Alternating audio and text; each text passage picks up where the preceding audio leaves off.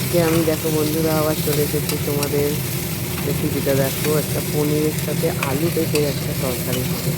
এটা আমাদের আজকে একাদশীর খাবার। এই দেখো, আলু পেঁপে সেদ্ধ করেছি, পনিরটা ভাজা হয়ে গেছে, রেখে দিলাম। এখন আমি কড়াইতে দেখো কী দিচ্ছি। তোমরা কিন্তু এটা খাবে, এটা পুরো নিরামিষ। দিয়ে দিলাম, রান্নাটা আমি ঘিতেই করছি, কারণ ঘিতে টেস্টও বাড়ে। আর একাদশীর দিন তো আমরা সপ্তাহে খাই না, ঘির মধ্যে একটু আদা কুচি দিয়ে নাড়িয়ে এখানে বেশি আমি মশলা ব্যবহার করতে পারছি না। তোমরা অন্যদিন খেলে এখানে হলুদ দেবে, তারপরে আরও মশলা অ্যাড করবে। এটা যেহেতু একদম সম্পূর্ণ একাদশীর খাবার, ওই জন্য একটু গোলমরিচ এগুলো ফোড়নে দিচ্ছিলাম, এটাতে আরও টেস্টটা বাড়াবে।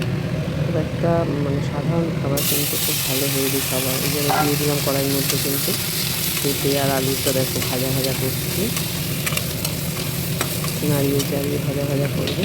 তারপরে পনিরটাও এর মধ্যে দেবো, কিন্তু এখন না, হলে আমি এটা ভাজা ভাজা করে কষিয়ে নিয়ে আমি একটু কষাচ্ছি।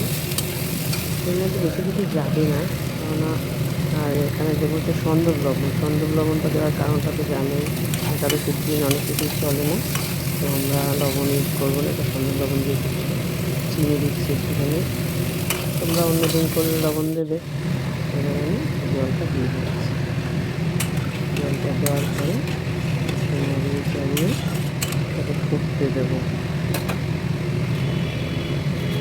আর একটু লবণ দিলাম, স্বাদ মতো তোমরা লবণটা দেবে। সবজিটা যতটা সেরে ঢাকনা দিয়ে দিয়েছি, দেখো আমার পুরো তরকারিটা ফুটে উঠলো।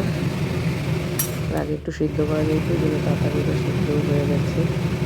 এখানে আমি এটা একটু সিদ্ধ করে রেখেছিলাম। এটা কিন্তু পুরো সাদা তরকারি, দেখতে সাদা হলেও খেতে খুব টেস্টি, কারণ ঘিয়ে রান্না সবসময় একটু টেস্টি হয়। পনিরটা অ্যাড করে দিচ্ছি, পনিরটা দিয়ে আর এটা দিয়ে নাড়িয়ে, আর বেশি কিচ্ছু দেবো না, ঢাকনাটা দিয়ে